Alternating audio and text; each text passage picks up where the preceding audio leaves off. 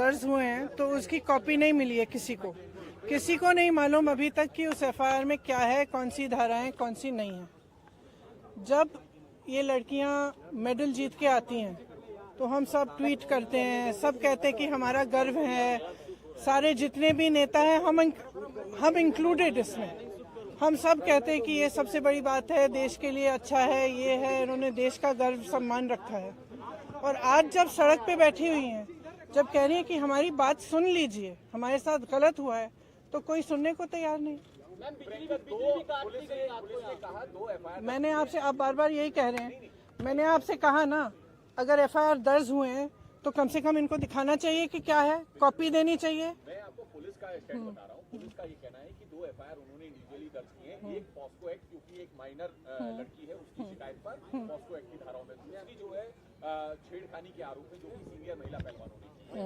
और अब इन्वेस्टिगेशन को लेकर जो होना चाहिए उसको लेकर आपका क्या स्टैंड है? दूसरा ये अरेस्टिंग की जो बात, देखिए सीधी सी बात है, इतने जो सीरियस एलिगेशंस हैं इस शख्स के बारे में, तो पहले रिजाइन तो करें, उनको पद से तो हटाएं। जब तक पद पे हैं तब तक प्रेशर डालते रहेंगे, तब तक करियर बर्बाद करते रहेंगे लोग। इन्वेस्टिगेशन चल रहा है, इसका मतलब क्या है?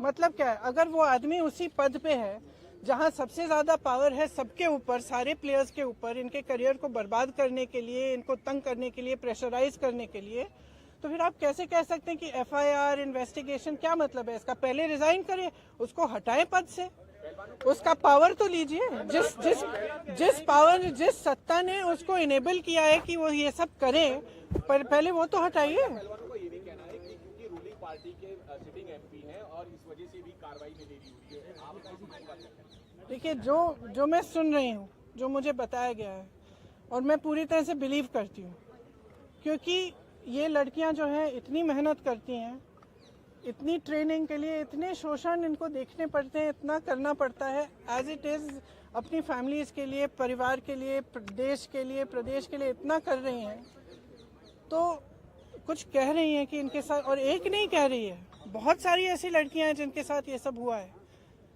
तो मैं समझना चाहती हूँ, एक्चुअली मैं समझना चाहती हूँ कि सरकार इनको बचा क्यों रही है।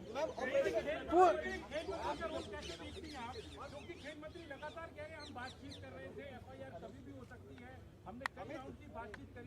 खेल मंत्री और खेल मंत्रालय के रोल को कैसे देखिए आप? उन्हें पहले करना क्या, और दूसरा प्रधानमंत्री के लिए क्या कहेंगे जो इन खिलाड़ियों से अपने घर पर तो मिलते, लेकिन एक हफ्ते से ये लोग घर पर बैठे हैं, प्रधानमंत्री को लेकर के आपकी क्या उम्मीदें हैं और उस पर आप क्या कहेंगे? प्रधानमंत्री से मेरी कोई उम्मीद नहीं है, क्योंकि अगर प्रधानमंत्री जी को इतनी भी परवाह होती तो कम से कम बात तो करते, बुला तो लेते। फिर से जब आपने मेडल लेके आए तो आपने बुलाया ना, घर चाय पिलाई, तो बुलाइए, बात करिए। बच्चियां हैं, बच्चियां, हम सबकी बच्चियां हैं। और मतलब और क्या कह रही, ये कह रही है ना कि हमारी 2024 का इलेक्शन है। अब भगवान जाने, मैं आपसे पूछ रही हूँ कि भाई इस आदमी को बचाने के लिए इतना सारा क्यों किया जा रहा है, जब इतनी सारी लड़कियां जिन्होंने देश के लिए इतना किया है, अपने परिवारों के लिए किया है, प्रदेश के लिए किया है, देश के लिए किया है, और इतना मतलब पर्सनल संघर्ष है इनका, आप देख सकते हैं, इन्होंने इतना किया है और आप उसको बचा रहे हैं। भाई इनको बचाओ ना। हमारे देश के बारे में ये क्या कहता है अगर हम अपने बच्चियों को नहीं बचा सकते?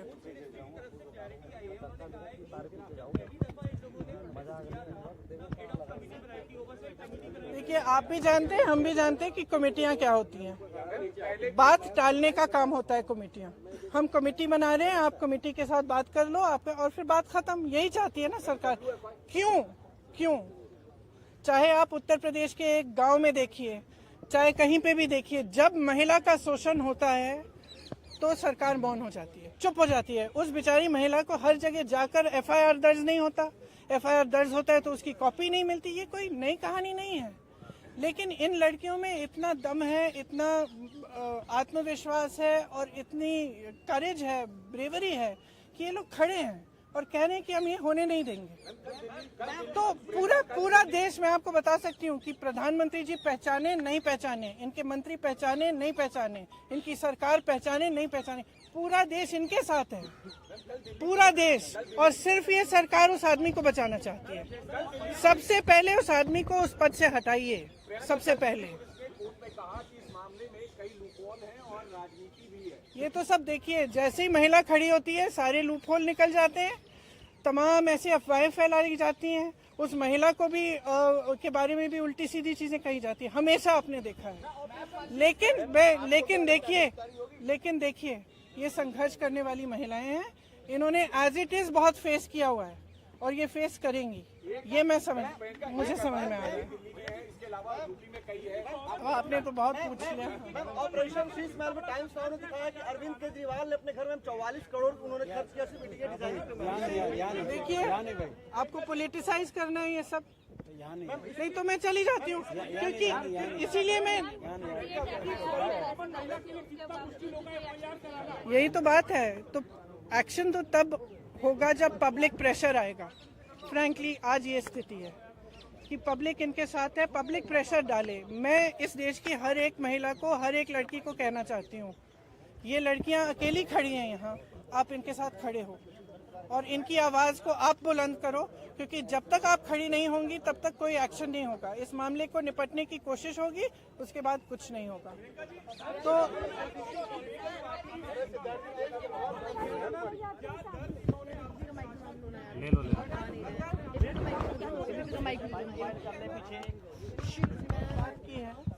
इसलिए हम अलग बैठे थे, तो मैं यहाँ क्यों बताऊँ वो बातें, वो इनकी निजी बातें हैं। लेकिन मैं इतना बताना चाहती हूँ कि मुझे इन पर बहुत गर्व है कि ये आज इस चीज़ को लेकर खड़े हुए हैं और इसमें कोई पॉलिटिकल बात नहीं है। इसका राजनीतिकरण बिल्कुल नहीं होना चाहिए और अगर होगा तो एक बहुत बड़ी शेम होगी और हम सबको इनके साथ खड़ा होना चाहिए। बस इतनी सी बात।